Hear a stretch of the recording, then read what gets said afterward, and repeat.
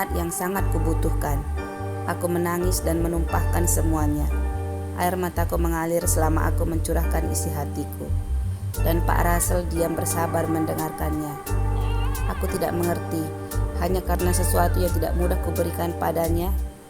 Ronan langsung membandingkanku dengan Sisley, dan dia mengatakan Sisley lebih bisa memuaskannya daripada aku. Tangisku dengan sedih. Aku hanya seorang wanita yang biasa saja.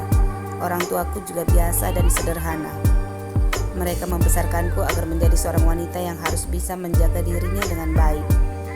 Jangan melakukan sesuatu tanpa memikirkan akibatnya, tekan mereka padaku, karena aku bekerja di luar kota yang jauh dari mereka. Aku menghormati nasihat orang tuaku karena mereka menyayangi, dan itu juga untuk kebaikanku.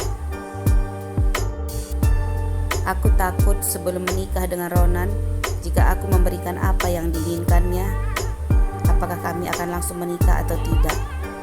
Aku tidak memiliki jaminan untuk itu, karena melihat banyak wanita yang terluka dan kecewa setelah mengalami hal yang sama seperti itu. Saat ini hatiku sakit, semuanya sangat menyakitkan bagiku, tetapi aku bersyukur sudah bisa melihat kepribadian aslinya Ronan. Aku tidak ingin melihat ataupun berhubungan dengannya lagi. Hanya semuanya tidak bisa kulalui dengan mudah. Selama ini aku tinggal seatap dengannya, dan kami sudah menabung untuk masa depan kami. Tetapi aku harus menemuinya untuk mengambil tabungan bagianku sendiri. Aku merasa lebih baik memberikan uang itu kepada orang tuaku daripada dia menikmatinya sendiri. Ucapku tidak sudi. Aku harus mengambil barang-barangku dari apartemen yang kami sewa bersama dan berhenti bekerja lalu pergi dari kota ini. Ucapku mulai sedikit lelah. Hapus air matamu. Lupakan pria itu, Elia. Kamu masih sangat muda. Jangan sia-siakan waktumu untuk memikirkan pria rendah seperti itu. Ujarku menepuk lembut punggungnya saat dia mulai berhenti mencurahkan semua beban di hatinya.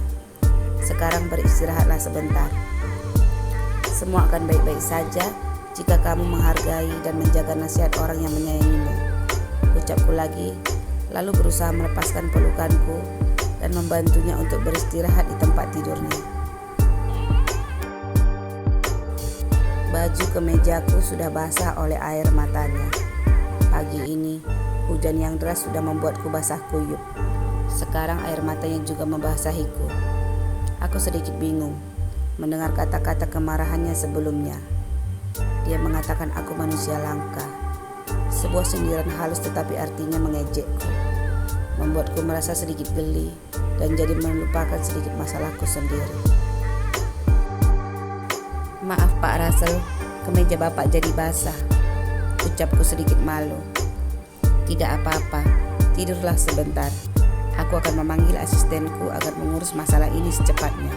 Setelah itu, aku akan membantumu. Asistenku bisa mengurus semua keinginanmu nanti. Setelah semua masalahku selesai, ucapku menenangkannya. Semua kejadian ini tidak disengaja sama sekali, pikirku. Dan aku menyesali kenapa aku sendiri tidak cukup hati-hati. David segera datang ke klinik rumah sakit. Panggilku menelepon asisten pribadiku. Aku harus mengurus semua masalahku terlebih dahulu. Elia, tidurlah sebentar. Banyak hal yang akan kuurus sebentar lagi. Ucapku bergegas lalu keluar dari ruangan. Terima kasih Pak Russell, ucapku mencoba untuk tidur sejenak. Kepalaku terasa sangat berat dan pusing.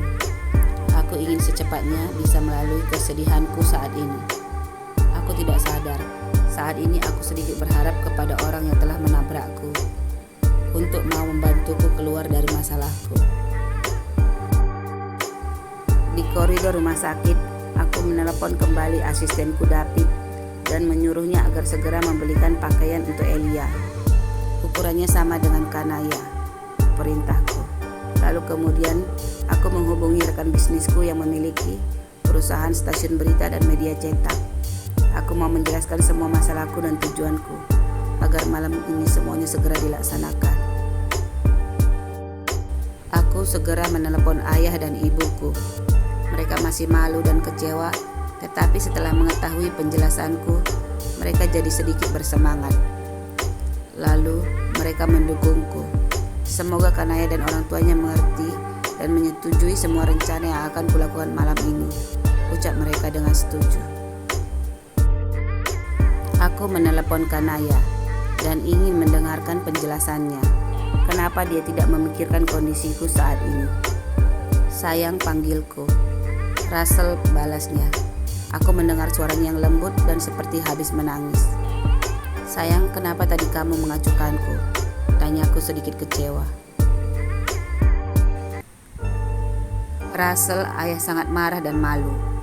Kamu harus mengerti jika dia sangat mudah marah, balasnya dengan lembut. Semua sebenarnya bisa dilaksanakan jika kamu mau mengerti dan memahami situasiku, ucapku sambil menghela napasku dengan berat. Russell, aku mau mengerti pun tidak akan ada gunanya.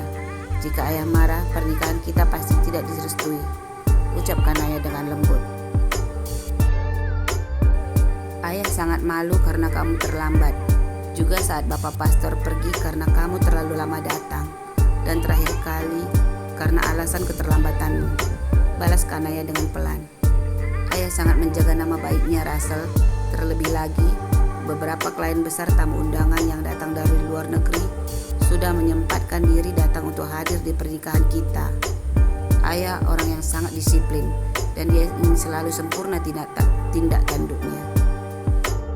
Itulah sebabnya dia tidak terima semua alasanmu dan merasa dipermalukan, geluh Kanaya dengan pelan. Lalu saat ini apa yang sedang dia lakukan, ucapku hambar. Ayah sedang menjamu semua tamu-tamu rekan bisnisnya dari luar negeri dan mereka semua berbincang di ruang tamu rumah, balas Kanaya segera. Dan kamu senang dengan semua kejadian ini? Tanyaku penasaran.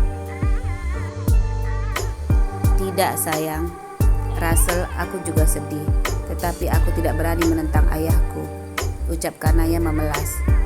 Kanaya, aku akan membuat pernyataan di stasiun berita malam ini dan besoknya di media cetak. Orang yang kutabrak tidak mengalami luka yang parah.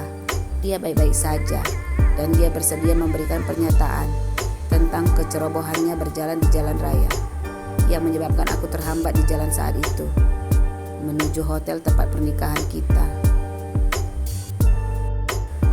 Aku ingin ayahmu mengerti situasiku saat ini dan semoga bisa memaafkanku.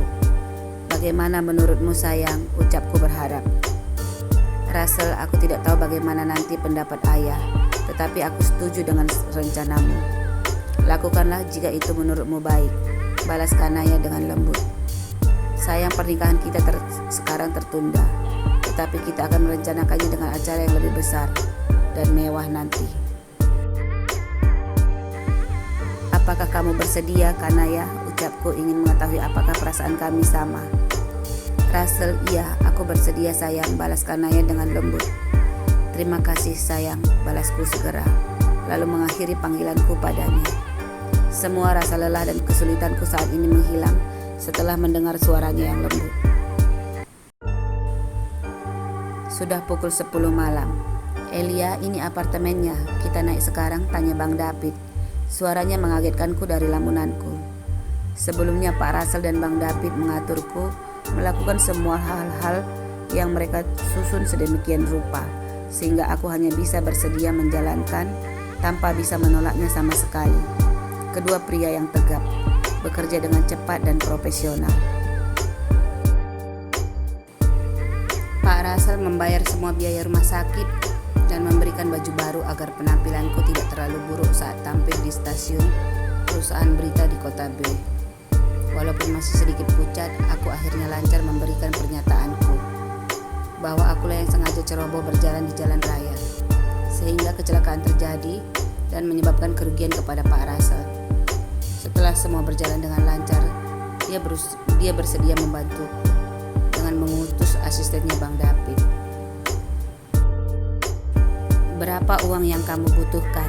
Tanya Pak Russell setelah semua berita yang dia inginkan terlaksana. Aku melihat tasku yang masih sedikit basah. Dompetku masih bisa terselamatkan dan uang yang tersimpan di dalamnya hanya 500.000. Uang tabunganku ada di ATM yang dipegang oleh Ronan. Biasanya biaya memasak sehari-hari.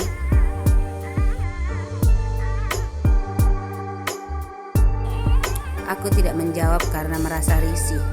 Maka Pak Russell tiba-tiba meminta nomor rekeningku yang lain, rekening tempat gaji dari perusahaan.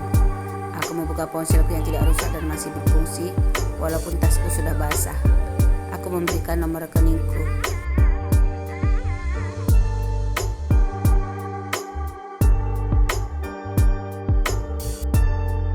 Pakai uang itu untuk masa depanmu, dan lupakan masa lalu yang menyakitimu. Masih banyak pria yang lebih baik dan pantas kamu dapatkan, ucapnya lalu memberikan uang 2 juta sebagai peganganku yang dia keluarkan dari dompetnya. Dan tiba-tiba notifikasi pesan uang masuk 100 juta di mobile bankingku berbunyi. "Ah Pak, ini terlalu besar," ucapku terkejut.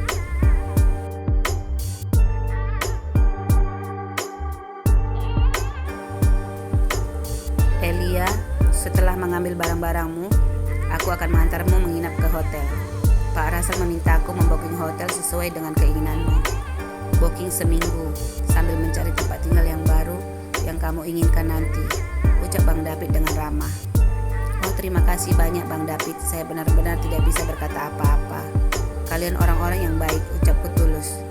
"Nona manis, kamu jauh lebih baik dari kami. Kamu sangat sederhana dan tidak neko-neko. Ayo kita segera bergegas ke atas. Aku sudah tidak sabar menghajar kekasihmu."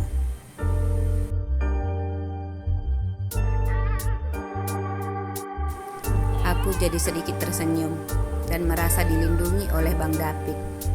"Ayo segera," ucapku tersenyum manis dan bersemangat. "Bersyukurlah pria tolol itu meninggalkanmu. Kamu sangat manis. Aku akan membuatnya menyesal karena sudah membohongimu," ucap Bang David menatapku dengan lembut. "Semoga luka di keningmu ini tidak meninggalkan bekas," ucapnya sambil membenahi rambutku yang menempel di perban di kepalaku. Aku sedikit terkejut dengan tindakannya. Tetapi matanya yang melindungi dan kata-katanya yang mendukungku membuatku tidak ingin menghindar. Apalagi wajahnya yang simpatik, menyunggingkan senyum yang menenangkanku. Iya, pria bajingan seperti Ronan tidak pantas untukku. Ayo kita membuat perhitungan dengannya, ucapku sedikit tertawa. "Bagus, ada abang dek, jadi jangan takut," godanya membuatku terkekeh geli. "Oh wanita sok suci, ternyata kamu memiliki pria lain di belakangku," teriak Ronan marah ketika dia membuka pintu untuk kami. "Jaga bicaramu jika kamu masih menyayangi gigi dan tampangmu," bentak Bang David marah kepada Ronan. "Satu tinjuku minimal 2 atau 3 gigimu bisa copot. Kamu ingin mencobanya? Maka dengan senang hati," tegas Bang David. Dia mengepalkan tangannya dengan kuat. Tubuh tegapnya berdiri kokoh di depanku, sehingga aku tidak bisa melihat Ronan sedikit pun.